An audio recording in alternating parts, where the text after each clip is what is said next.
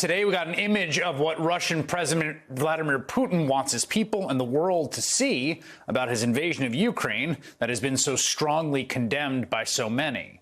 It's at a carefully staged rally in which thousands of adoring fans came out to support their dear leader and, as he tells it at least, his noble campaign to liberate the Ukrainian people from the Nazis.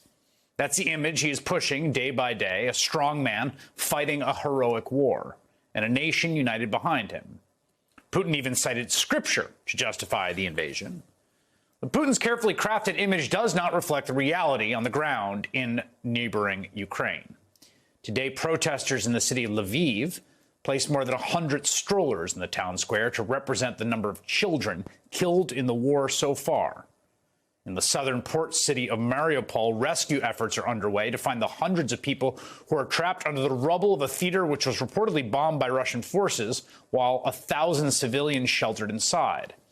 In that same city, where 2 AP journalists have been the only international media present, people have been stuck with nowhere to go for weeks as the city is besieged by Russian forces. Quote, food is running out. The Russians have stopped humanitarian attempts to bring it in. Electricity is mostly gone. Water is sparse, with residents melting snow to drink. Some parents have even left their newborns at the hospital, perhaps hoping to give them a chance at life in the one place with decent electricity and water. That is, I would submit, the real face of Putin's war. Reality that more people in Russia may understand than the Kremlin is letting on. While many attendees at Putin's rally today undoubtedly support the president and his war, that is not the case for all of them, at least according to one BBC reporter who was present. Quote, many said they worked in the public sector, that they'd been pressured into attending by their employers. One man who works in the Moscow metro told reporters he and other employees had been forced to attend the rally.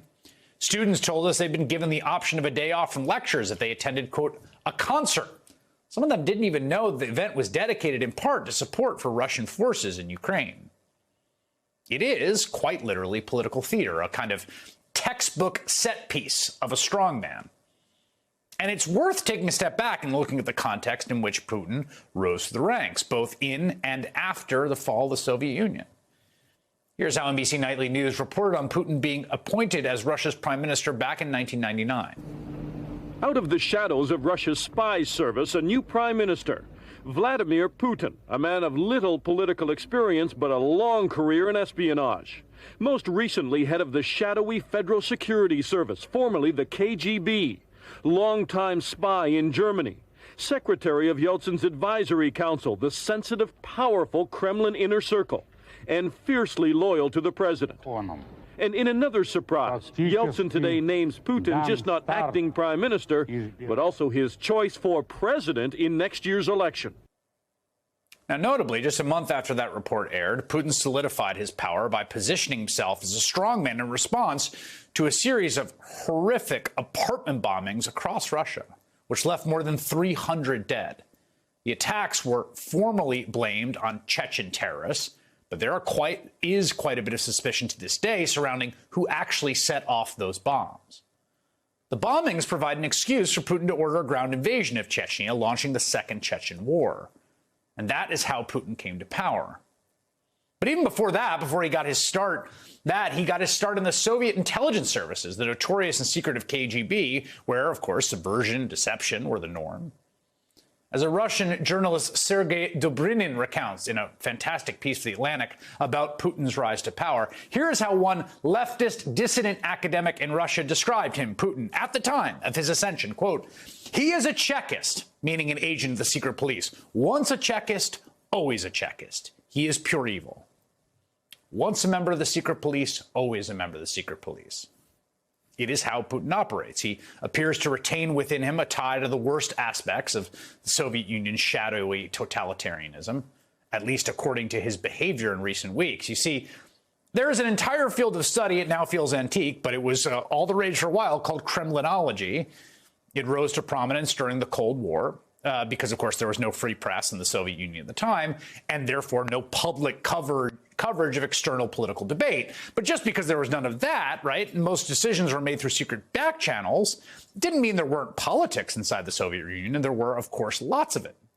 And it meant that you had to learn to read between the lines to discover what those politics were, which factions were ascendant, and who was on the outs with party leadership, who wielded what power, what debates were happening within the party leadership. And again, it's weird that we find ourselves here in 2022 in the 21st century, but it's sort of what observers are left doing once again.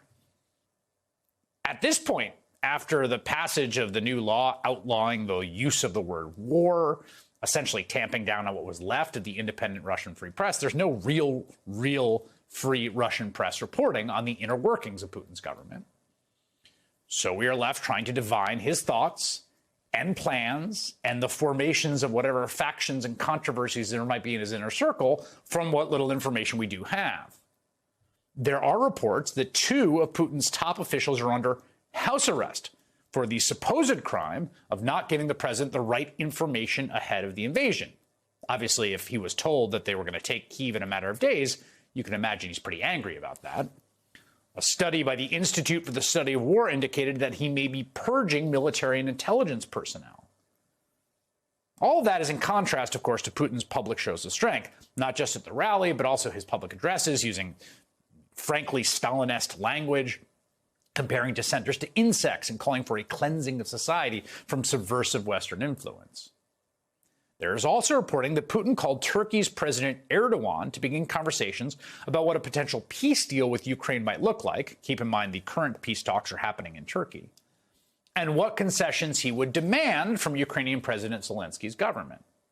Now, again, as we covered on the program yesterday and we've been covering all along, it's just hard to know how serious those talks are. But one thing that does seem clear from all the reporting we have, and again, this is sort of a black box, it's sort of opaque, but to the best that we can tell from the reporting we have, from the observations of what we're seeing, taken all together, reading between the lines, it would appear at the very least that Putin does not believe this war is going as planned. Whether that leads to an off-ramp or a doubling down on the atrocities he is currently, to this hour and minute, leveling on the Ukrainian people remains to be seen. Because, unfortunately, so much right now of the world's suffering and misery and the reverberating effects of it is wrapped up in the frustrations and the psyche of this one man, a Chekist through and through.